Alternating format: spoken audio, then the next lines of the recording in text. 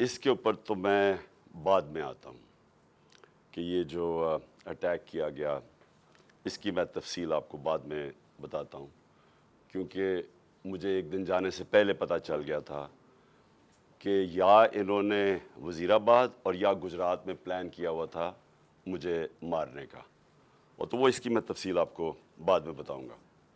اس سے پہلے میں صرف اپنی قوم کے سامنے ایونٹس رکھنا چاہتا ہوں جو پچھلے 6 مہینے میں ہوئے ہیں۔ یہ ضرور آپ کو سمجھنا ہے کہ اس قوم سے ہوا کیا ہے۔ مارچ 6 یا 7 کو مراسلات ہے۔ ڈونلڈ لو ایک American under secretary of state حکم کرتا ہے پاکستان امبیسڈر کو، بلکہ اس کو دھمکی دیتا ہے کہ اگر عمران خان کو نہ ہٹایا تو پاکستان کو مشکلات کا سامنا کرنا پڑے گا، اور اگر ہٹا دیا تو سب کچھ ٹھیک ہو جائے گا۔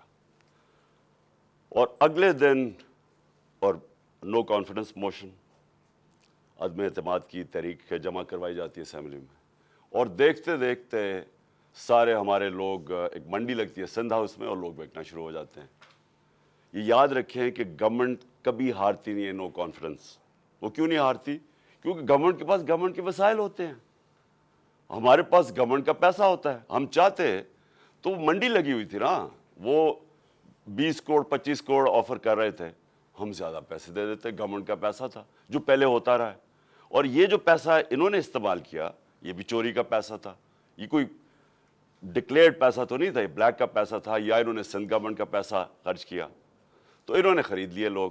ہم نے پرنسپل فیصلہ کیا کہ ہم اس آکشن کے اندر حصہ نہیں لیں گے، کیونکہ اگر ہم گورنمنٹ کا پیسہ استعمال کرتے ہیں تو ہم لوگوں کا پیسہ، عوام کا پیسہ چوری کرتے ہیں، جو عوام کی ان کا حق ہے۔ گورنمنٹ گر جاتی ہے، سارے سمجھتے ہیں کہ جناب اب تحریک انصاف کی قبر کھد گئی ہے، عمران خان ہمیشہ کے لیے گیا اور مٹھائیاں بٹے گی۔ لیکن پاکستانی قوم وہ کرتی ہے جو اس نے کبھی پہلے کیا ہی نہیں۔ تو 10 تاریخ کو، اور میں آپ کو خود کہہ رہا ہوں 10 اپریل کو، میں خود ہی حیران کہ جو شام کو سینز دیکھے، جو لوگ سڑکوں کے اوپر آئے، جس طرح لوگ نکلے، میں بشرا بیگم کے ساتھ بیٹھا تھا تو ہم خود حیران رہ گئے کہ یہ ہوا کیا ہے۔ ہوا یہ کہ یہاں 90 کی دہائی میں 2 حکومتیں کرپشن میں نکالی گئی۔ جب وہ کرپشن میں جاتی تھی اور اسٹیبلشمنٹ نکالتی تھی، لوگ مٹھائیاں بانٹتے تھے۔ پھر جنرل مشرف آ گیا، 2 دفعہ کرپشن میں ان گورنمنٹس کو نہ کہ وہ خود اس نے مارشل لاء لگا دیا، لوگوں نے مٹھائیاں بانٹی، لوگ ان کی کرپشن سے تنگ تھے، ان 2 جماعتوں کی۔ اس کے بعد جنرل مشرف نے ان کو NRO دے دیا، وہ واپس آ گئے۔ فیصلہ جنرل مشرف نے کیا NRO دینے کا، جب اس کے پاس رائٹ ہی نہیں تھا کہ عوام کا پیسہ چوری، کرپشن کا مطلب ہوتا ہے عوام کا پیسہ چوری ہونا، تو عوام کا پیسہ چوری ہوگا اور جنرل مشرف معاف کر دیتا ہے ان کو، وہ آ جاتے ہیں، اور 10 سال 4 گنا پاکستان کا قرضہ بڑھتا ہے۔ کرپشن کیسز انہی دوروں میں ان کے بنتے ہیں۔ یہ جو اب NRO لے رہے ہیں 2، یہ 95% کرپشن کیسز اس 10 سال کے بنے ہوئے تھے۔ 4 گنا پاکستان کا قرضہ بڑھ جاتا ہے۔ مجھے لوگ ووٹ دیتے ہیں اس لیے کہ لوگ ان سے تنگ تھے۔ اور اس کے بعد وہی اسٹیبلشمنٹ فیصلہ کرتی ہے کہ اب چینج کی وقت آ گیا، اور وہ ان کو واپس لے آتی ہے، اور یہی کانسپریسی ہوتی ہے باہر، ایک بیرونی کانسپری اندر، اور یہ فیصلہ ہو جاتا ہے۔ کہتے ہیں جی ہم نیوٹرل ہو گئے ہیں۔ نیوٹرل کا کوئی بھی مطلب لے لیں، مطلب تو یہ ہے کہ انہوں نے پتا تھا کہ سازش ہو رہی ہے، راستہ نہیں روکا، یہ آ جاتے ہیں۔ اب ہوتا کیا ہے، اسٹیبلشمنٹ کو اس ملک میں عادت پڑ گئی تھی کہ جدھر وہ لوگوں کو دھکیلیں گے لوگ ادھر چلے جائیں گے، جب وہ چینجز لے کے آتے ہیں مٹھائیاں بنٹتی ہیں۔ اسٹیبلشمنٹ کو یہ عادت تھی۔ ان کو ایک دھچکا پڑا کہ اس باری پاکستانی قوم نے فیصلہ کیا کہ نہیں، یہ جو 30 سال سے ملک کو چوری کر رہے ہیں، ہم ان کے ساتھ نہیں جانا چاہتے، اور اس لیے وہ پبلک سڑکوں پہ آ گئی۔ میں نے عوام سے میں اٹھا ہوا ہوں، میں نے تو کوئی میری کسی ملٹری اسٹیبلشمنٹ کے اندر میری پارٹی تو نہیں بنی تھی جس طرح نواز شریف بنا تھا یا جس طرح ذوالفقار علی بھٹو بنا تھا. میں تو 22 سال سٹرگل کر کے عوام سے اوپر آیا تھا, تو میں نے تو عوام میں واپس جانا تھا. اور عوام نے جس طرح میں اب کیا کہوں میری پذیرائی کی, جس طرح انہوں نے میری حوصلہ افزائی کی, میں تو خود ہی اس پہ بھی حیران رہ گیا. گرمی کی انتہا, یعنی اس باری اپریل اور مئی دنیا میں کہتے ہیں کہ پاکستان سب سے گرم ملک تھا, اتنی گرمی تھی, اور ایک سے ایک بڑا جلسہ پبلک نے آنا شروع ہو گیا. ہم نے ایک لانگ مارچ اناؤنس کی 25 مئی کو. جب ہم نے لانگ مارچ اناؤنس کی تو انہوں نے 3 لانگ مارچز ہمارے خلاف کی. ہم نے سمجھا کہ آئین اور قانون ہمیں اجازت دیتا ہے, ہم نے ان کو کہیں روکا نہیں تھا, ہم نے ان کو اجازت دے دی تو یہ بھی ہمیں آنے دیں گے. انہوں نے جو تشدد کیا, جو لوگوں کے گھروں میں 2 دن پہلے راتوں کے 3 بجے جا کے انہوں نے جس طرح کا تشدد کیا, نہ چادر نہ چار دیواری, لوگوں کو اٹھا کے لوگوں کو جیلوں میں ڈالا. کس وجہ سے؟ اس کے بعد انہوں نے جب وہ پرامن احتجاج ہوا وہاں اسلام آباد میں, ان کے اوپر شیلنگ, فیملیز نکلی ہوئی ہیں, ان کے اوپر انہوں نے شیلنگ کی. اور ہم حیران کہ کیا ان کے لیے جائز ہے لانگ مارچ اور ہمارے لیے نہیں ہے؟ اوپر سے پہلے آپ بیرونی سازش کے تحت آئیں, پھر سارے چوروں کو اوپر بٹھا دیں, ہم احتجاج کریں تو ہمیں بھیڑ بکریوں کی طرح ڈنڈے ماریں. تو اس کے بعد انہوں نے سمجھا کہ یہ پارٹی بالکل ہی ختم ہو جائے گی, ممی ڈیڈی پارٹی ہے, یہاں تو عورتیں بچے آتے ہیں, تو انہوں نے سمجھا کہ ختم ہو جائے گی. اور یہ سمجھے نہیں پاکستانی قوم کو, کیونکہ بند کمروں میں جب فیصلے ہوتے ہیں آپ کو نہیں پتا کہ گراؤنڈ کے اوپر کیا ہو رہا ہوتا ہے. جو انفارمیشن یہ لیتے ہیں, اگر ان کی انفارمیشن یہ کریکٹ ہوتی تو اس ملک میں اتنے زیادہ حادثے نہ ہوئے ہوتے. انفارمیشن کدھر سے آتی ہے, گراؤنڈ کا سچویشن نہیں پتا. جب دیکھ رہے ہیں کہ پبلک نکلی ہوئی ہے اور انہوں نے ریجیکٹ کر دیا ان کو, قوم نظر آ رہا ہے کہ امپورٹڈ گورنمنٹ کو ریجیکٹ کر رہی ہے, بجائے وہ سائنس دیکھنے کے لیے جس طرح بھیڑ بکریوں کو مار کے سیدھے نہیں کرتے, وہ شروع ہو گیا کرنا. بائی الیکشن آیا 17 جولائی کو. 17 جولائی کے بائی الیکشن میں ساری گورنمنٹ کی مشینری استعمال ہوئی. الیکشن کمیشن نے ہر قسم کی دھاندلی کی ان کے لیے. ای وی ایم مشینز اس نے اس لیے نہیں آنے دی کیونکہ ان دونوں پارٹیز نے جعلی ووٹس رجسٹر کروائی ہوئی ہیں ہر حلقے میں. نہیں تو کامن سینس ہے کہ ساری ٹیکنالوجی کا استعمال کریں. جو 2015 کے اندر جو جوڈیشل کمیشن بیٹھی تھی دھاندلی پہ, اس میں ایک چیز واضح ہوگی کہ اگر آپ ای وی ایم مشینز لے آئیں تو 90% دھاندلی ختم ہو جاتی ہے. انہوں نے جان کے نہیں آنے دی, اس الیکشن کمیشن نے روکا. ان دونوں پارٹیز انہوں نے مخالفت کی اور ہینڈلرز نے مخالفت کی, کیونکہ مینپولیٹ نہیں ہو سکتے الیکشن. اس کے بعد بٹن دباؤ تو رزلٹ آ جاتا ہے. ہم حیران, ہم چاہ رہے فری اینڈ فیئر الیکشن. پہلی دفعہ گورنمنٹ نے کوشش کی اور انہوں نے اپوز کیا. اس کے باوجود پی ٹی آئی سویپ کر جاتی ہے, تحریک انصاف جیت جاتی ہے, سارے دنگ رہ جاتے. پھر بھی سائنس نہیں پڑھے کہ قوم کدھر کھڑی ہے. اس کے بعد مزید اور پریشر, دھمکیاں, اور اس کے بعد کیا ہوتا ہے کہ ایک چینج ہوتا ہے, ایک ہینڈلر آ جاتا ہے Islamabad, Faisal, general Faisal, major general Faisal. وہ کہہ کے آتا ہے کہ میں اب تمہیں بتاؤں گا کہ میں کیسے ان کو سیدھا کرتا ہوں. اور سختیاں شروع ہو جاتی ہیں. جو تحریک انصاف کے لیے میڈیا کور کر رہا ہے ان کے لیے سختیاں, جو جرنلسٹ تحریک انصاف کو فیور کر رہا ہے ان کے اوپر سختیاں. ہمارے ممبرز کو اپروچ کیا جا رہا ہوتا ہے کہ آپ ہمارے ایم پیز کو, یہ ذرا سنیں, ایم پیز کو ڈرایا دھمکایا جا رہا ہے کہ اس کو چھوڑو عمران خان کو. کیا ڈرایا دھمکایا جا رہا ہے کہ ہمارے پاس ہماری کرپشن کیسز ہیں. اگر وہ نہیں مل رہا ہے تو ہمارے پاس ویڈیوز ہیں, آپ کی گندی ویڈیوز ہیں, وہ ہم بلیک میل کرنے کے لیے.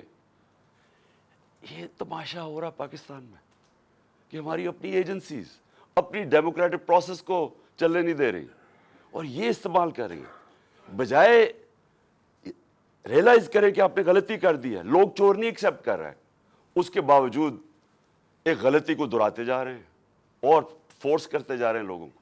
دھمکیاں آنی شروع ہو گئی.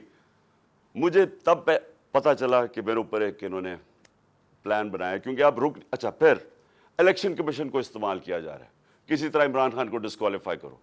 فورن فنڈنگ کیس, پتا چلا وہ فورن فنڈنگ ہی نہیں ہے, اس کو ہمیں لٹکایا ہو کہ فورن فنڈنگ میں اب پارٹی جائے گی. پتا چلا وہ پروہیبٹیو فنڈنگ ہے, اس کے اندر پارٹی ڈسکوالیفائی نہیں ہو سکتی.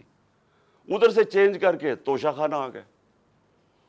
توشہ خانہ کا سارا ریکارڈ توشہ خانہ کے اندر پڑا ہے.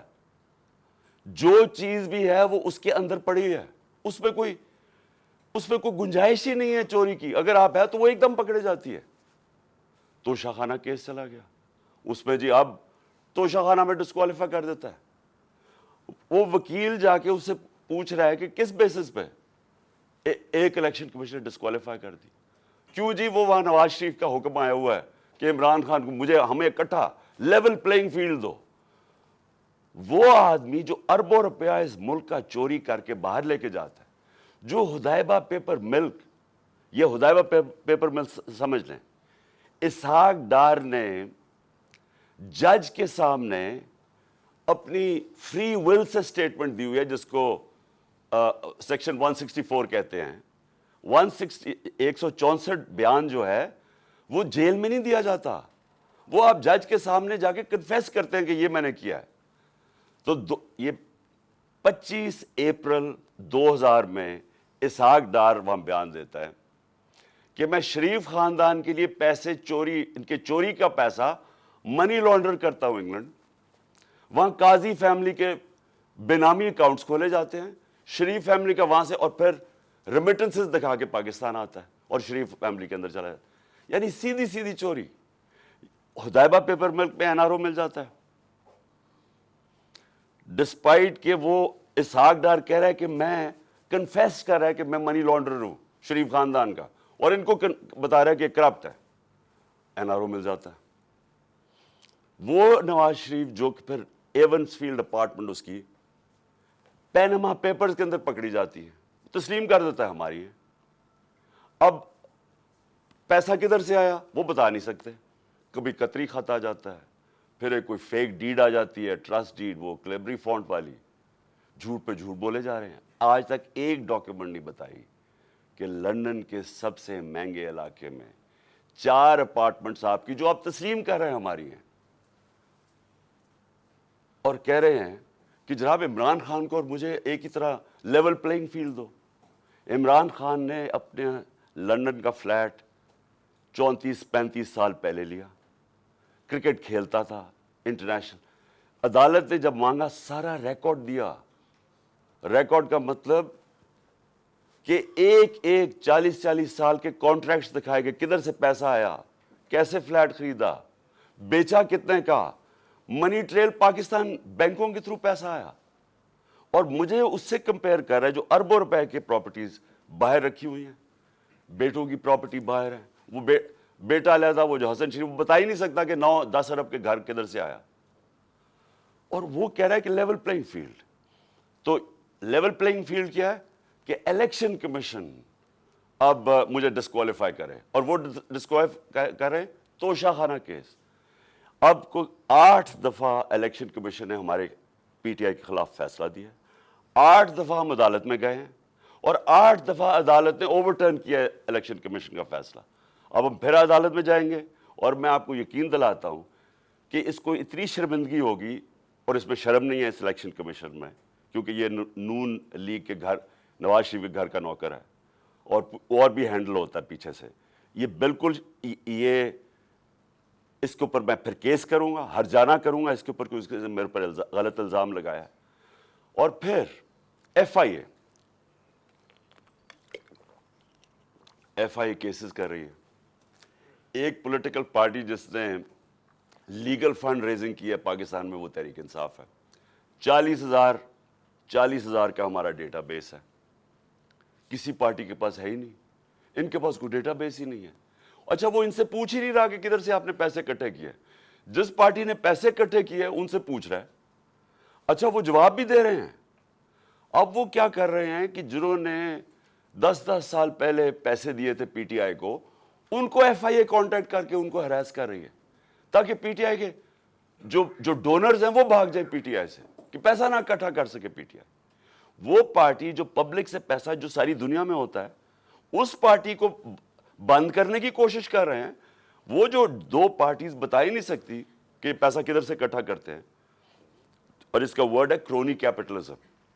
یہ پہلے بزنس مین کے ساتھ بزنس کرتے ہیں اور پھر ان سے پھر ان کو پیسے, ان کو موقع دیتے ہیں پیسے بنانے کا, پھر ان کے ساتھ یا پروفٹ شیئرنگ کرتے ہیں اور پھر انہی سے ڈونیشنز لے لیتے ہیں. ان کے پاس تو ڈونر بیسک کوئی نہیں ہے. ہم کیوں فیصلے کر سکتے ہیں پبلک کے لیے؟ ہم کیوں بڑے بڑے مافیاز کے خلاف کھڑے ہوئے جس طرح شوگر مافیا؟ کیونکہ ہمارے پاس پبلک کا ڈونر بیس ہے, ہم پبلک سے پیسے اکٹھے کرتے ہیں, اس لیے ہم پبلک کے انٹرسٹ کے لیے کھڑے ہو سکتے ہیں. یہ ہیں چھوٹی سی ایلیٹ انٹرسٹ پروٹیکٹ کرنے کے لیے مافیاز کے ساتھ آئیے. تو ایف آئی اے ہمارا نقصان پہنچا رہی ہے ہمیں کہ ہمارے کیسز ہمارے, تاکہ ہمارے ڈونرز بھاگ جائیں. اس کے علاوہ انہوں نے صحافیوں سے کیا کیا؟ جب سے یہ آئے Faisal, general Faisal, major general, جو صحافیوں سے کیا انہوں نے, یہ پاکستان, مشرف کے مارشل لاء مجھے یاد ہے, مجھے اس نے جیل میں ڈالا, لیکن مشرف کا مارشل لاء لبرل تھا.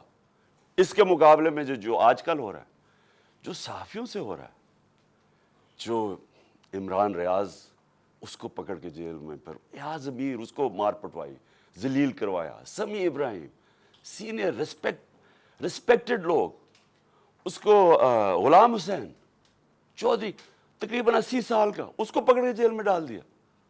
اور جو ارشد شریف سے کیا, یعنی یہ قوم کبھی معاف ہی نہیں کرے گی ان لوگوں کو جنہوں نے ارشد شریف میری نظر میں پاکستان کا نمبر 1 انویسٹیگیٹو جرنلسٹ تھا اور نمبر 1 کریڈیبلٹی تھی. سب کو پتا تھا کہ یہ بکتا نہیں ہے, سب کو پتا تھا اس کا خوف کسی سے نہیں ہے. اس سے جو کیا ہے, ملک سے باہر بھاگ, مجھے پتا ہے اس کے پیچھے کون پڑا ہوا تھا. ارشد شریف کے گھر والوں کو پتا ہے کہ کون پڑا ہوا تھا اس کے پیچھے, صحافیوں کو پتا ہے کہ کون اس کے پیچھے پڑا ہوا تھا, کہ کیوں اس کو ملک چھوڑ کے جانا پڑا, اور پھر کیوں وہ دبئی سے آگے جانا پڑا اس کو. سب کو پتا ہے کہ کون پیچھے پڑا ہوا تھا اس کے. اور جو اس کی شہادت ہوئی, یہ اس ملک کی تاریخ کا میں سمجھتا ہوں افسوسناک موڑ ہے کہ جتنی صحافت اوپر چلی جاتی ہے, معاشرے کو وہ لفٹ کر دیتی ہے, معاشرے کے ویلیوز لفٹ کر دیتی ہے, معاشرے کو امر بالمعروف پہ لگا دیتی ہے. یہ صحافیوں کا کام ہوتا ہے, موریلٹی معاشرے کی ریز کریں. اور جدھر کون آج کل فیورٹس بنے ہوئے ہیں, لفافے, جو زبیر بیچنے والے صحافی جن کی کریڈیبلٹی کوئی نہیں ہے. آپ صرف یہ دیکھ لیں کہ کن لوگوں کی آج ویورشپ اوپر ہے اور کن کی نیچے ہے, آپ کو پتہ چل جائے گا عوام کدھر کھڑی. عوام بیوقوف نہیں ہے. یہ جو عوام آپ کو بار بار میسیجز بتا رہی ہے کہ وہ ایک ابراہیم لنکن کی سینگ ہے کہ you can't fool all the people all the time. تھوڑا وقت سب کو پاگل بنا سکتے ہیں, سارا وقت کبھی کوئی انسان نہیں, معاشرہ پاگل نہیں بن سکتا. تو لوگوں کو پتہ ہے کیا ہو رہا ہے اور لوگ بتا رہے ہیں.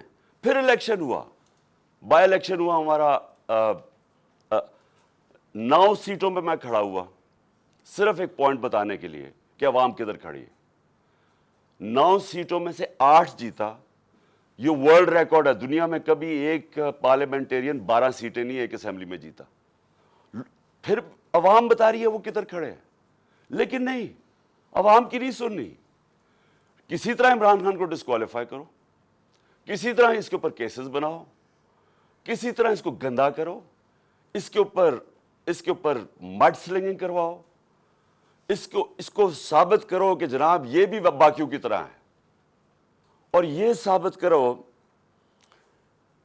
کہ جناب یہاں پولیٹیشنز یہ تو سارے ایک ہی طرح کے ہیں, اور جو بھی فیصلہ ہوگا وہ پیچھے بیٹھ کے ہینڈلز کریں گے. لیکن جب انہوں نے دیکھا جلسے ریکارڈ, میں پتہ نہیں 60-70 کتنے جلسے کر بیٹھا ہوں, میں نے کبھی پاکستانی قوم کو ایسے نہیں نکلتے دیکھا. الیکشن رزلٹس آپ کے سامنے ہیں۔ انہوں نے فیصلہ کیا، اور فیصلہ پہلے کیا مجھے مروانے کا۔ 4 لوگوں نے بند کمرے میں فیصلہ کیا مجھے مروانے کا۔ میں ٹی وی پہ جا کے لوگوں کو بتایا کہ انہوں نے فیصلہ کیا۔ میں نے ویڈیو بنائی، 4 لوگوں کے نام میں نے دیے، میں نے ویڈیو باہر رکھی ہوئی ہے کہ اگر مجھے کچھ ہوا یہ ویڈیو ریلیز کریں گے، تاکہ یہ 4 لوگ یہ نہ ہو کہ یہاں ہمیشہ کوئی مر جاتا ہے تو اس کا کوئی پوچھتا نہیں ہے بعد میں۔ تو میں کہا تاکہ قوم کو، دنیا کو پتہ ہو، میرے ملک کو پتہ ہو کہ کس نے یہ کیا ہے۔ اس کے بعد یہ فیصلہ، یہ بند کمروں میں کہ اس کو اب کسی طرح عمران خان کو مارو۔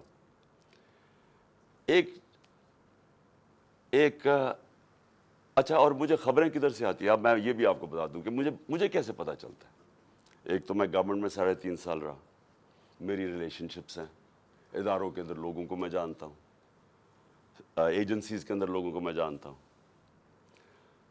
ویسے جو اداروں کے اندر، سارے اداروں کے اندر جو باہری اکثریت ہے وہ سب متنفر ہے جو ہو رہا ہے پاکستان کے ساتھ، جو انہوں نے 6 مہینے میں کیا ملک کے ساتھ، جو مہنگائی کے اندر لوگوں کے حالات ہیں، معیشت نیچے جا رہی ہے، انڈسٹری نیچے جا رہی ہے، ایکسپورٹس نیچے جا رہی ہیں، ٹیکس کلیکشن نیچے جا رہا ہے، ریمیٹنسز نیچے جا رہی ہیں، جو کسان ہیں، جو ریکارڈ ہماری 17 سال میں گروتھ ریٹ تھی ایگریکلچر میں، زراعت میں 4.5%، وہ آج نیچے چلے گئے ہیں۔ تو لوگ ان سے تنگ ہیں، اور لوگ مجھے بتاتے ہیں کہ یہ کیا سازشیں چل رہی ہیں۔ تو دوسری انہوں نے سازش کیا کی، انہوں نے، اور اس کے اوپر اب میں آنے لگا ہوں، یہ جو ہوا، یہ جو مجھے یہ گولیاں لگی، کہ سازش کیا تھی۔ انہوں نے فیصلہ کیا کہ ایک ایسا سلمان تاثیر ٹائپ قتل کرو عمران خان کو۔ اس کے اوپر پہلے اسے کہو کہ جناب یہ اس نے مذہب کی توہین کی ہے یا توہین رسالت کی ہے۔ اس کے اوپر کوئی انہوں نے ٹیپس بنائی، انہوں نے وہ ریلیز بھی کی، وہ لوگ چلائے، اور وہ نون لیگ کے لوگ اس کو پروجیکٹ کرنا شروع ہو گئے۔ پتہ تھا مجھے کہ کون اس کو پروجیکٹ کر رہا ہے۔ ہمیں یہ اتنا آسان ہے آج کل کے زمانے میں پتہ چلوانا، کیونکہ یہ تو ڈیجیٹل ورلڈ ہے، آپ پتہ چلوا سکتے ہیں کہ کس اکاؤنٹ سے چیزیں پروجیکٹ کی جا رہی ہیں۔ تو یہ پہلے تو یہ پروجیکٹ کیا گیا کہ عمران خان نے دین کی توہین کی ہے۔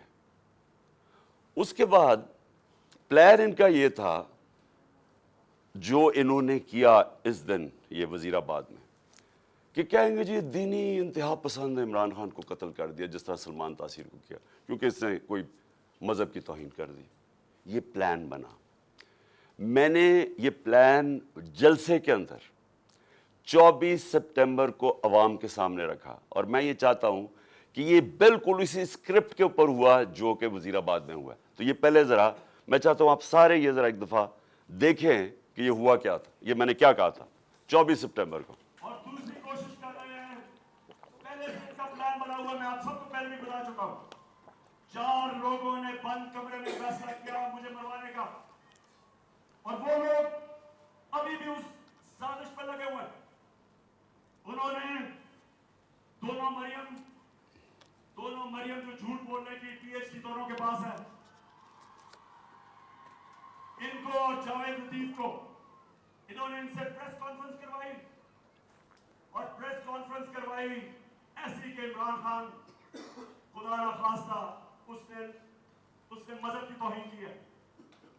اور پھر ان کی کوشش ہے کہ اس کی وجہ سے اگر کوئی بھی میرے اوپر واردات ہو تو کہیں گے جی مذہبی جنونی نے کر دیا، کہیں گے کہ جی کوئی دینی انتہا پسند ہے اس کو مار دیا۔ یہ ان کا پلان ہے۔ لیکن میں آج آپ سب کو کہہ رہا ہوں، سارے پاکستان میں پھر رہا ہوں، مجھے اپنی جان سے زیادہ مجھے پاکستان کی آزادی کی فکر ہے۔ 24 سپٹمبر یہ جلسے میں نے کہا، پلان کا مجھے پتہ چل گیا تھا۔ اور یہ جو وزیر آباد ہوا، اب میں آپ کو وزیر آباد پہ آتا ہوں کہ یہ ہوا کیا۔ انہوں نے لانگ مارچ، ہم جلسے کرتے ہوئے ہم نے لانگ مارچ کا فیصلہ کیا۔ لانگ مارچ سے ڈر گئے. پبلک انہوں نے دیکھ لی تھی کہ ہمارے ساتھ ہیں, اور انہیں پتا تھا کہ میں نے اب جو غلطیاں کی تھی پچھلی باری, اور مجھے پتا چل گیا تھا ان کا پلان ہے, میں نے اب ایک اور پلان بنایا ہوا تھا. اور میں آج یہ ابھی اینڈ میں آپ کو بتاؤں گا کہ مارچ کا کرنا کیا ہے. لیکن مجھے پتا تھا کہ جو عوام نے نکلنا ہے اس باری, چاہے یہ جتنی مرضی پولیس بلا لیں, چاہے رینجرز بلا لیں, چاہے ٹیئر گیسنگ شیلز تیاری کر لیں, جب عوام کا سمندر نکلتا ہے, وہ کہتے ہیں no power can stop an idea whose time has come. جب ایک نظریے کا وقت آ جاتا ہے اس کو کوئی نہیں روک سکتا پھر. تو ان کو مجھے پتا تھا کہ اسلام آباد میں, اور انشاءاللہ یہ میں ثابت کروں گا, اتنی پبلک نے آنا ہے کہ اس ملک کی تاریخ میں کبھی پبلک اتنی نکلی نہیں ہے. اور وہ یہ بھی خوفزدہ تھے, ہیں بڑے بزدل. آپ کو پتہ ہے کرپٹ لوگ, دو قسم کے لوگ بڑے بزدل ہوتے ہیں, ایک ظالم اور ایک کرپٹ. یہ ہمیشہ بزدل ہوتے ہیں. کرپٹ اس لیے کہ انہوں نے پیسہ بچانا ہوتا ہے, کیونکہ انہوں نے چوری کا پیسہ بنایا ہوتا ہے. سارا وقت ڈر ہوتا ہے کہ کہیں چوری کا پیسہ نہ چلا جائے, اور وہ پھر اس پیسے کو بچانے کے لیے ہر انتہا پہ جاتے ہیں. اور دوسرے جو ظالم لوگ ہوتے ہیں, ظالم ہمیشہ بزدل ہوتا ہے کیونکہ وہ ڈرپوک ہوتا ہے, وہ ظلم کرتا ہے لوگوں پہ. اب 3 لوگوں نے یہ پلان بنایا, اور مجھے کیا, اچھا یہ وہ 3 لوگ نہیں ہیں جو 4 لوگوں کے میں نے نام پہلے بتائے تھے جنہوں نے پہلے فیصلہ کیا تھا, جن کے اوپر میں نے ٹیپ بنائی. یہ 3 اور ہیں. مجھے کیسے پتا چلا؟ مجھے پھر اندر سے لوگوں نے بتایا. ایک دن پہلے, وزیر آباد سے پہلے, انہوں نے جب دیکھا کراؤڈز بڑھتے جا رہے ہیں, اور ایسے کراؤڈز کے کبھی پاکستان میں نظر نہیں آئے جی ٹی روڈ کے اوپر, انہوں نے پلان بنایا مجھے مارنے کا. اور یہی اسکرپٹ, دینی انتہا پسند کچھ کرے گا, عمران خان تو بڑا دین کے خلاف ہے, اس سے تو اسلام دشمنی کوئی نہیں ہے. یہ تو یہ پلان بن گیا. اور 3 لوگوں نے بنایا. سب سے پہلے رانا ثناءاللہ. رانا ثناءاللہ نے کیوں بنایا؟ کیونکہ رانا ثناءاللہ ایک قاتل ہے. رانا ثناءاللہ اور شہباز شریف نے جب ماڈل ٹاؤن میں وہ 12 لوگوں کو قتل کیا تھا اور 70 لوگوں کو گولیاں لگی تھی, سب کے سامنے نہتے لوگوں کے اوپر گولیاں چلائی تھی ماڈل ٹاؤن. وہ کیوں چلائی تھی؟ کیونکہ طاہر القادری نے 1 سال پہلے پیپلز پارٹی کی گورنمنٹ کے اندر لانگ مارچ کی تھی, اور یہ ڈرے ہوئے تھے آتے ساتھ ہی, کیونکہ اس نے کہا میں پھر کروں گا نون لیگ کی گورنمنٹ میں. یہ ڈرے ہوئے تھے. انہوں نے وہ جو ظلم کیا وہاں ماڈل ٹاؤن میں, یہ دونوں شہباز شریف اور رانا ثناءاللہ, اور یہ کیا کہنا چاہتے تھے؟ یہ پیغام دینا چاہتے تھے, خوف طاری کرنا چاہتے تھے کہ کہیں وہ اسلام آباد نہ آ جائے اور وہ پبلک نہ نکل آئے. تو انہوں نے وہاں لوگوں کو قتل کیا. یہ رانا ثناءاللہ, اس نے یاد رکھے لانگ مارچ سے بچنے کے لیے لوگ قتل کروائے تھے ماڈل ٹاؤن کے. اسی رانا ثناءاللہ کے اوپر عابد شیر علی, ان کے منسٹر کے باپ نے کا 18 قتل کیے. اس نے قبضہ گروپ اور ہر قسم کی 2 نمبر کام کرتا ہے فیصل آباد میں, سب فیصل آباد جانتا ہے اس کو. تو ان کے اس کے لیے کوئی جان, انسانی جان کی اہمیت نہیں ہے.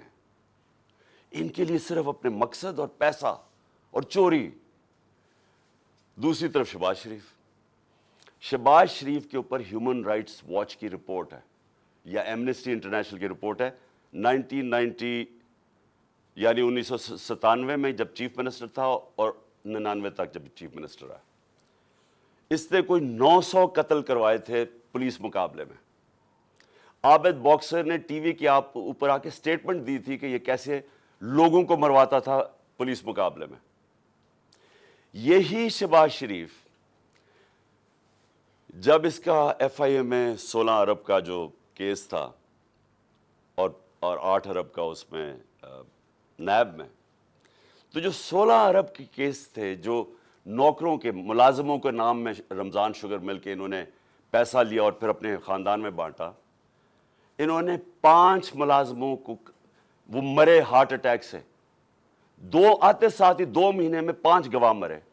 اور جو چھٹا ڈاکٹر رضوان تھا جو انویسٹیگیٹ کر رہا تھا ان کی ایف آئی اے کی، جس نے انویسٹیگیٹ کیا تھا یہ ان کا جو فیک اکاؤنٹس اور یہ جو نوکروں کے نام پہ پیسہ لیا تھا، وہ بھی ہارٹ اٹیک سے مرتا ہے. یہاں ڈاکٹر بیٹھے ہوئے ہیں آپ کو بتائیں گے کہ ایک طریقہ ہوتا ہے انڈیوسڈ ہارٹ اٹیک کا، پتہ بھی نہیں کسی کو چلتا کیا ہوا. تو کبھی کسی نے انویسٹیگیٹ نہیں کیا کہ آتے ساتھ یہ لوگ ایک دم 2 مہینے میں 6 لوگ ہارٹ اٹیک کیسے مر گئے. کبھی کسی نے یہ نہیں انویسٹیگیٹ کیا کہ رانا ثناء اللہ کے اوپر جو کوئی ایک کسٹم آفیسر یا وہ کوئی اس کا اس کی کوئی انویسٹیگیشن تھی، اس نے کیسے ایک دم خودکشی کر لی. اس کے بعد یہ دو انہوں نے اس پلان کے اندر یہ شامل ہوئے اور ساتھ مل گیا ان کے میجر جنرل فیصل. فیصل کیوں؟ فیصل اس لیے مل گیا، ایک تو ڈرٹی ہیری کہ اوپر وعدہ کر کے آیا تھا کہ فکر نہ کرو میں ان کو ٹھیک کرتا ہوں، آپ میرے پہ چھوڑ دیں، میں ان کو اس پارٹی کو ٹھکانے لگاتا ہوں. اور اس جو میں نے شروع میں بتایا کہ دھمکیاں یہ وہ جو اس نے ظلم کرنا، سوشل میڈیا کے لوگوں کو، بچوں کو اٹھا لیں کہ تم نے یہ کیوں کیا، مار کے پھینٹا پونٹا لگا کے ان کو گھر لے آئیں، گھر بھیج دیں. خوف پھیلایا ہوا کہ فکر نہ کرو، جس طرح ہم کوئی دشمن ہیں، ہم کوئی بیرونی لوگ ہیں جو کہ ملک کے غدار ہیں، اس طرح ٹریٹ کیا. تحریک انصاف جو مدد کرے یہ جناب فیصل صاحب ہم کریں گے. اور اس نے کیا کیا؟ پہلے شہباز گل، اس کو اس نے اٹھایا، ٹارچر کیا، اس کو ننگا کیا، تصویریں کھینچی، تشدد کیا، اور اس کا جو ابھی تک وہ ریکور نہیں کیا جو اسے کیا. اس کے بعد وہ ایک سلمان فاروقی جرنلسٹ، اس کو پکڑ کے وہی ننگا کر کے، جمیل فاروقی، اس سے وہ ہوا. پھر اعظم سواتی سے جو ہوا، اور اعظم سواتی کا ریئیکشن جو آیا، اور جو اعظم نے کھل کے اس کا نام لیا، اس سے پہلے تو کوئی نام ہی ڈرتے ہوئے جنرل فیصل کا نہیں لیتا تھا.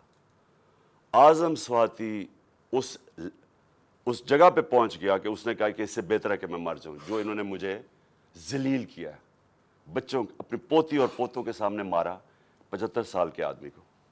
پھر اس کو حوالے کیا انہوں نے یہ ایف آئی اے نے حوالے کیا اس کے جنرل فیصل کے لوگوں کو. اس نے پھر اس کے اوپر ننگا کر کے اس کو ذلیل کیا اور مارا.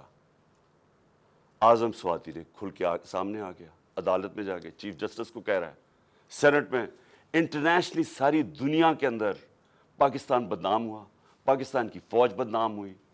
کیا آیا کہ جی ایک سینیٹر کو تشدد کیا گیا اس لیے کہ اس نے فوج کی تنقید کر دی، جمہوریت کا مذاق اڑا ساری دنیا میں. اب وہ ایشو بیٹھ نہیں رہا اعظم سواتی کا، وہ آگے لے کے جا رہا ہے. اعظم سواتی کھڑا ہو گیا، عدالت میں جا رہا ہے، اور ساتھ ہمارا اب یہ مارچ نکل آئی تو فیصل ان کے ساتھ مل گیا. ان 3 نے فیصلہ کیا مجھے قتل کرنے کا. اور پھر ہوا کیا؟ اب میں آپ کو ڈیٹیلز دیتا ہوں. اس دن ہوا کیا؟ اس دن میں جب کنٹینر پہ تھا تو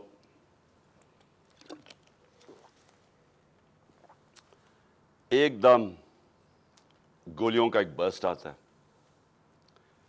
میری ٹانگ پہ گولیاں لگتی ہیں، میں گر جاتا ہوں. اور جب میں گر رہا ہوتا ہوں تو دوسرا برسٹ آتا ہے. یہ ایک برسٹ ادھر سے آتا ہے اور دوسرا برسٹ آگے سے آتا ہے. 2 آدمی تھے، اور جب میں گر رہا ہوتا ہوں تو میرے اوپر سے گولیاں جاتی ہیں. یعنی کہ اگر یہ سنکرونائز کر دیتے، میرے خیال میں اس میں نے بچنا ہی نہیں تھا.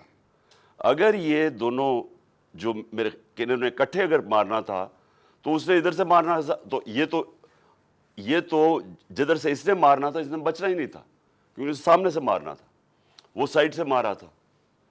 تو جب میں گر رہا تھا تو اوپر سے گولیاں گئیں، اور پھر بھی کیونکہ میں گر گیا تھا، میرے خیال میں اس نے سوچا ہوگا، اوپر جو بیٹھا ہوا تھا اس نے سوچا کہ اب یہ مر گیا، اور وہ وہاں سے چلا گیا. اب جو چیز سمجھنے کی ہے وہ یہ کہ ایک تو پکڑا گیا جنونی, اس کو کہا جی یہ تو بڑا کوئی دینی جنونی, کوئی انتہا پسند ہے. یہ انتہا پسند نہیں ہے, اس کے پیچھے پورا پلان تھا. یہ پلان پورا ہم اب انکور کریں گے, اور میں آپ کو بتاؤں اس کے ساتھ اور لوگ ملوث ہیں, اور یہ پلان اب کا نہیں پہلے کا بنا ہوا ہے. اور وہ جو اصل لوگ ہیں جنہوں نے وہاں سے گولیاں چلائی تھیں, جنہوں نے اصل میں اس کا پھر بھی میں بچ جاتا, انہوں نے مارنا تھا, اور یہ آدمی اور ہمیں نقصان پہنچاتا. 2 ہیرو نہ نکل آتے. ایک تو شہید معظم, میں اس کو آج سلام پیش کرتا ہوں, 2 بچوں کے ساتھ گیا ہوا. وہ میری اور دوسرا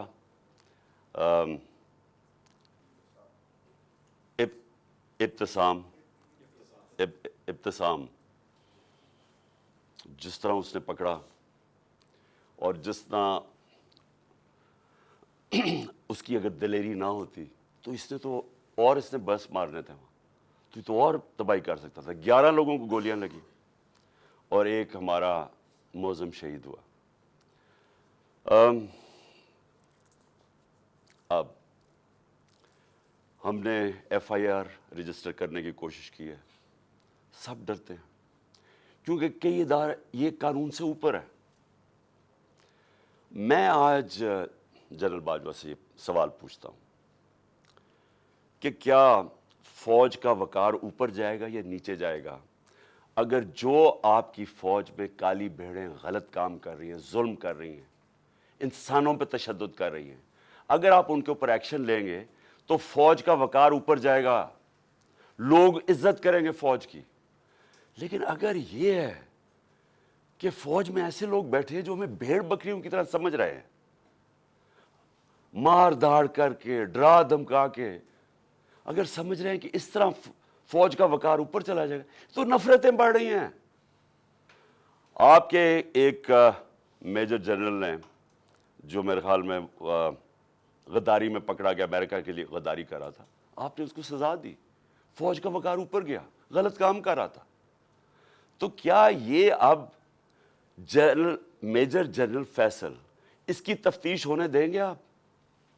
اور کیا اس ملک میں اب تفتیش ہو سکے گی جب جنرل فیصل کے اوپر الزام ہے, انٹیریئر منسٹر ثناء اللہ کے اوپر الزام ہے, اور تیسرا پرائم منسٹر شہباز شریف کے اوپر الزام ہے؟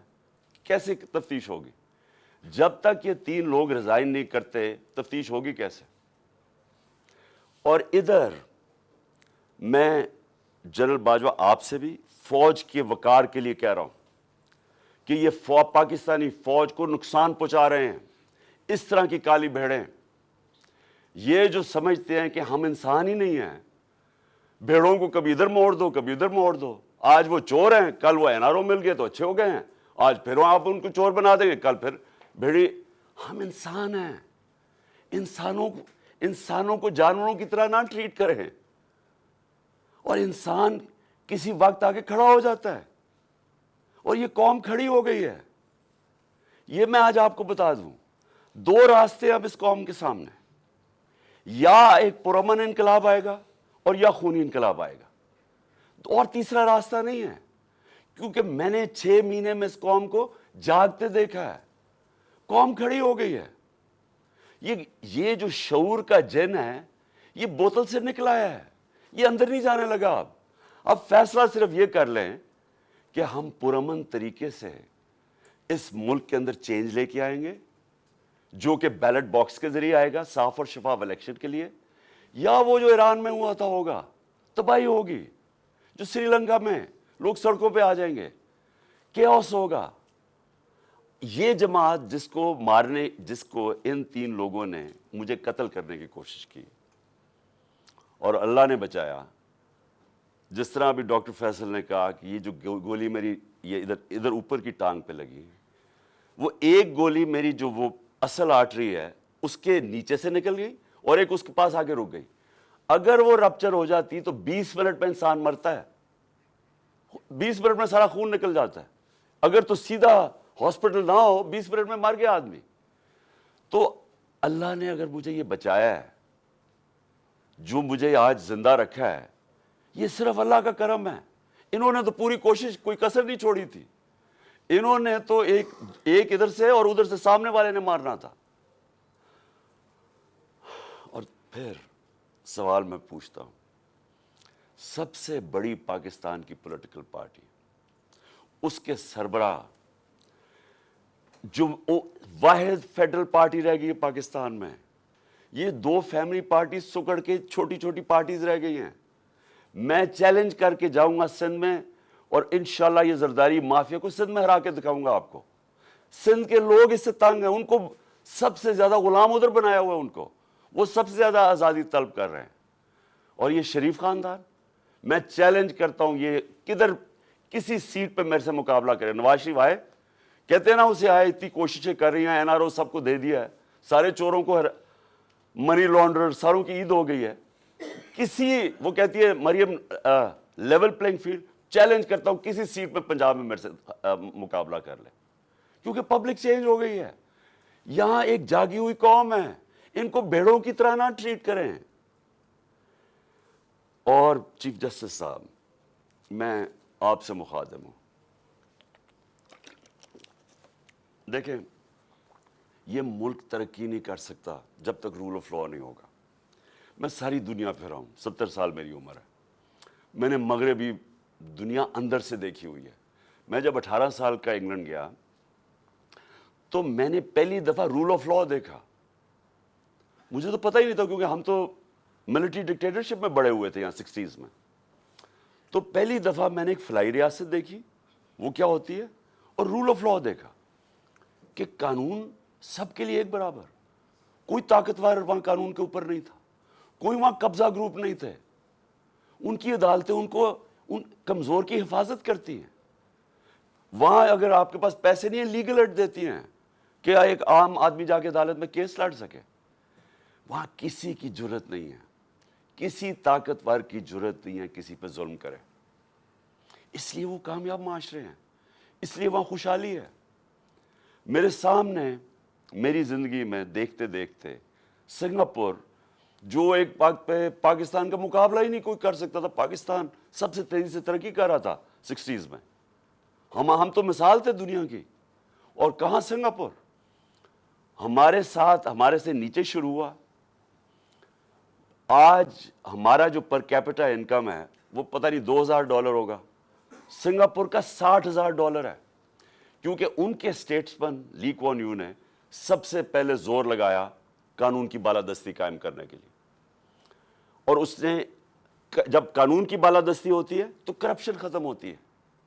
کرپشن تب ہوتی ہے جس ملک کے اندر قانون کی حکمرانی نہیں ہوتی, جب کوئی قانون سے اوپر نہیں ہوتا, جب کسی کو NRO نہیں ملتا, جب لوگوں کو پتا ہوتا ہے کہ آپ جرم کریں گے, آپ جتنے بھی طاقتور ہیں آپ کو سزا ملے گی.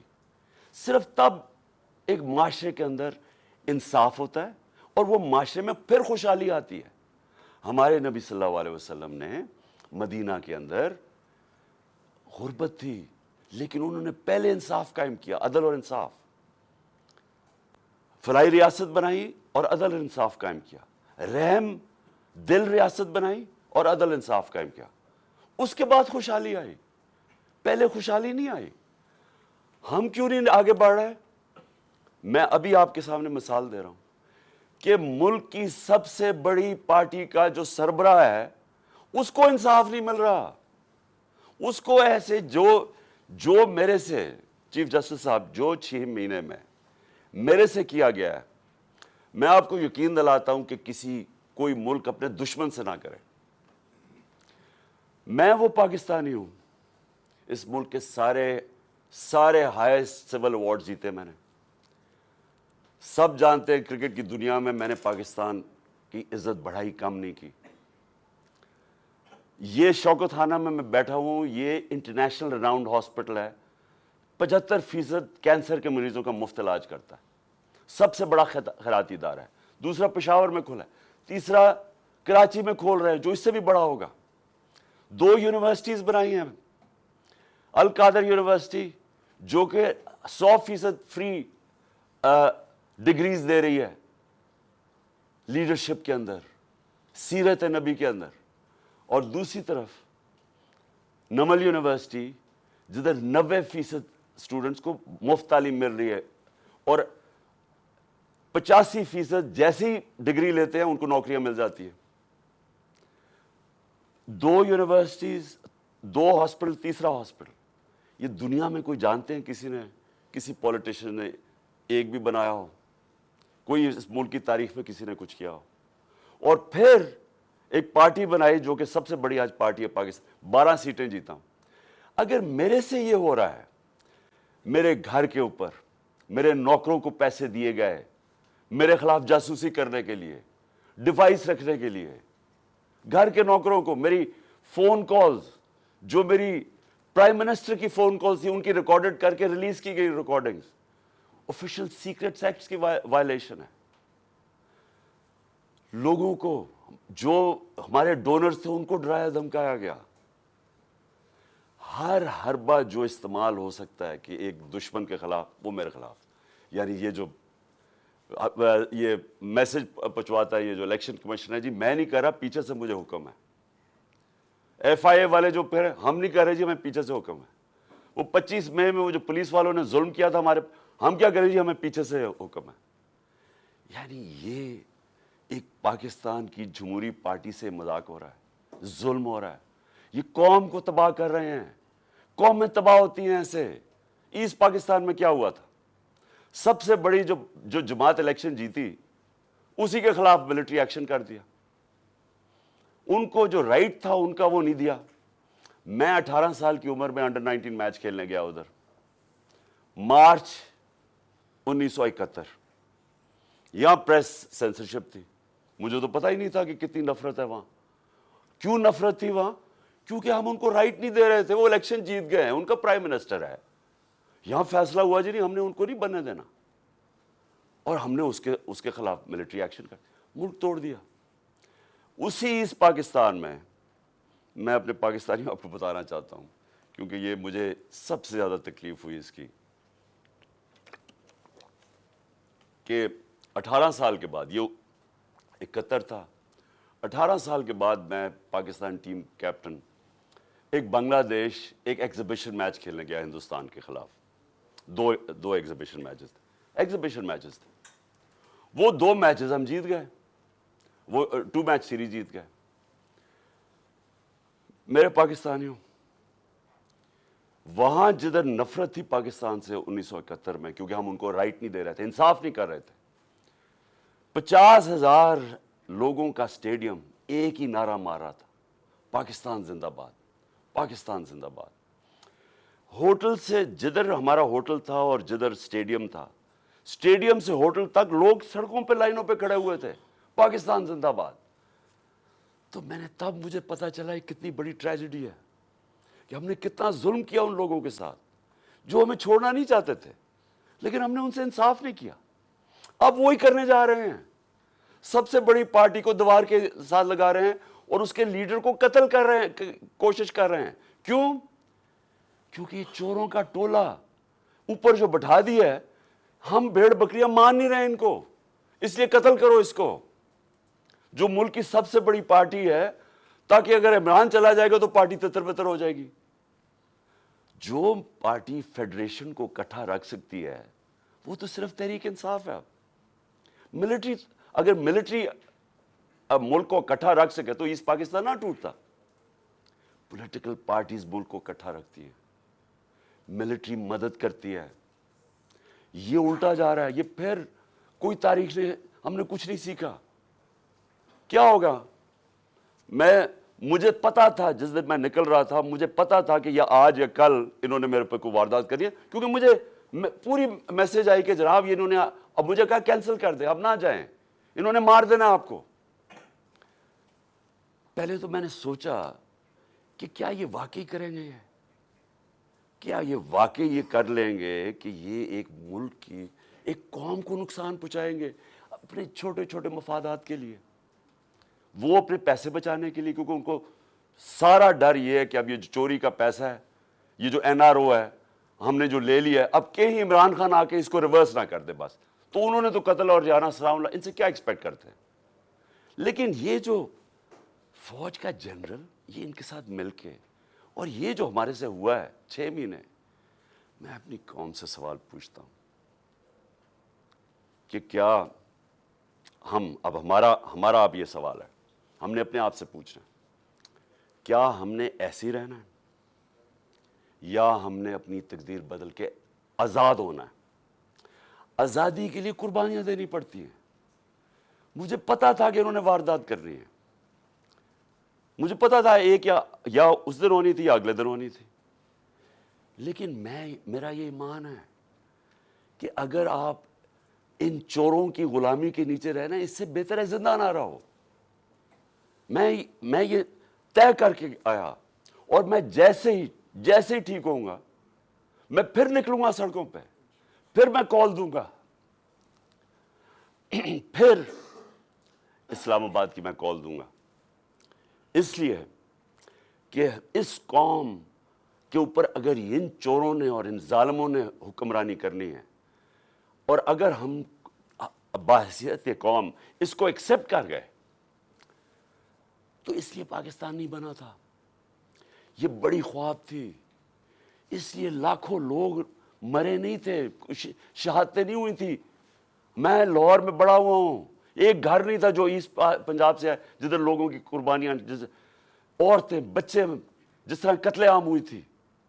یہ بڑی قربانی کے بعد ملک بنا تھا. قائد اعظم جب پاکستان لینڈ کیا، انہوں نے 3 ہفتے پہلے، انہیں پتا تھا انہوں نے زندہ نہیں رہنا. کسی کو نہیں بتایا کہ کہیں اگر دشمنوں کو پتا چل گیا تو انہیں پتا کہ اگر قائد اعظم فوت ہو گئے تو یہ ملک نہیں بنے گا. کسی کو پتا نہیں چلنے دیا. اور 3 ہفتے پہلے لینڈ کرتے ہیں کراچی، تو ایڈمرل جو ان کا اسسٹنٹ تھا اسے کہتے ہیں میں نہیں سمجھتا تھا کہ میری زندگی میں پاکستان بنے گا. اس لیے نہیں بنا پاکستان کہ چوروں کی ہم غلامی کریں، یہ ظالموں کی جو لوگوں پہ تشدد کرتے ہیں. آپ کو پتہ ہے اعظم سواتی کو جب اس کے اوپر تشدد کر رہے تھے، اسے کیا کہہ رہے تھے کہ یہ عمران خان کو بتاؤ کہ اس کو ہم اس طرح ننگا کر کے ماریں گے. یہ ہمارے لوگ ہیں، یہ اس ملک کی سیکیورٹی کے لیے ہیں، اور یہ اس کو کہہ رہے ہیں اس کو کہ عمران خان کو پیغام دو کہ اس کو اس طرح ہم ننگا کر کے ماریں گے. پنڈی کا وہ مسٹر وائی جو ملتان کا ہے، مسٹر وائی بیٹھا ہوا ہے، وہ ہمارے ایم پیز کو بلا کے کہہ رہا ہے کہ دیکھو یہ پی ٹی آئی کی کوئی فیوچر نہیں ہے، اور عمران خان کو تو ہم نے وہ کرنا ہے جو اعظم سواتی سے کیا. یعنی یہ ہمارے لوگ ہیں. جنرل باجوہ جاگیں، یہ ملک تباہی کی طرف جا رہا ہے. یہ اگر آپ نے ان کے اوپر کالی بھیڑوں پہ ایکشن نہ لیا، یہ نفرتیں بڑھتی جائیں گی، یہ قوم ٹوٹنے کی طرف جائے گی. عمران خان کو جب اللہ نے لے کے جانا ہے میں تو تیار ہوں اس کے لیے. ملک کا سوچیں، اپنی ذات سے نکل جائیں باہر کہ جی چھوٹے چھوٹے مفادات کے لیے، اپنی ذات کے لیے، یہ چوروں نے تو اپنے پیسے کے لیے، ہم اپنے ملک کو قربان کر رہے ہیں. جو لوگ سڑکوں پہ ہیں، ان کی شکلیں دیکھیں، ان کی آنکھیں دیکھیں، آپ کو نظر آئے گا کہ یہ تلاش میں ہے کہ وہ پاکستان جدھر یہ آزادی سے رہیں، جدھر کوئی کسی کو اجازت نہ ہو کہ کمزور کے اوپر کوئی ظلم کرے. تھانے کچہری کے اندر بیچارہ غریب آدمی ٹھوکریں کھاتا پھرتا ہے، اس کو انصاف نہیں ملتا، اس کی زمینوں پہ قبضے ہو جاتے ہیں. اور یہ بڑے بڑے ڈاکو ہر باری آ کے اپنی ساری چوری معاف کروا لیتے ہیں. 1100 ارب روپے کی یہ چوری معاف کروا رہے ہیں اپنے، 1100 ارب روپے کا این آر او لے رہے ہیں. ملک کو تباہی کے اندر ڈال کے، معیشت تباہ کر کے، مہنگائی میں لوگوں کو پھنسا کے، اور صرف اپنے پیسے بچانے کے لیے این آر او لے رہے ہیں. اور ان کو کوئی فکر ہی نہیں ہے. ملک کو جو مرضی ہو، ان کے تو پیسے باہر پڑے ہوئے ہیں. ان کے لیے ہمارے اوپر تشدد کیا جا رہا ہے، جس کا جینا مرنا پاکستان میں، جن کے پیسے ہی باہر پڑے ہوئے ہیں، جو عیدیں باہر ہیں، جو ان کی شاپنگ باہر ہے، بچے باہر ہیں، جنہوں نے جائیدادیں باہر بنائی ہوئی ہیں، بلینز آف ڈالر کی پراپرٹی ہے، ان کے لیے ہمیں قربان کر رہے ہیں. اور غدار پھر کون رہا؟ کون ہے پاکستان کا غدار؟ میرے اوپر غداری کا پرچہ کر دیا. شہباز گل کے اوپر کسٹوڈیل ٹارچر ہوئی، یہ دنیا میں بینڈ ہے. اس کے اوپر میں نے آواز اٹھائی اور میں نے کہا کہ جس نے ریمانڈ میں بھیجا اس آدمی کو جس کے اوپر کسٹوڈیل ٹارچر ہو, اس کے اوپر قانونی کارروائی کریں گے. میرے پہ دہشت گردی کا پرچہ لگا دیا. تو یہ پاکستان کدھر جا رہا ہے؟ ہم وہ خود بھولے نا, جو قوم اپنے نظریے سے ہٹتی ہے وہ مر جاتی ہے.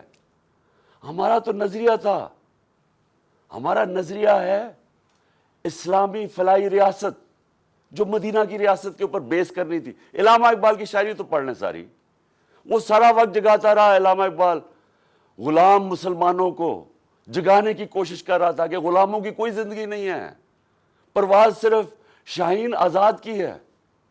اور آزادی تب آتی ہے جب انصاف ملتا ہے. انصاف جب تک نہیں ملتا وہ قوم آزاد نہیں ہوتی. یا انصاف ہی نہیں ہے چیف جسٹس صاحب. یہاں میں آپ کو گارنٹی کرتا ہوں کہ جب تک یہ ریزائن نہیں ہوں گے تفتیش ہی نہیں ہو سکتی.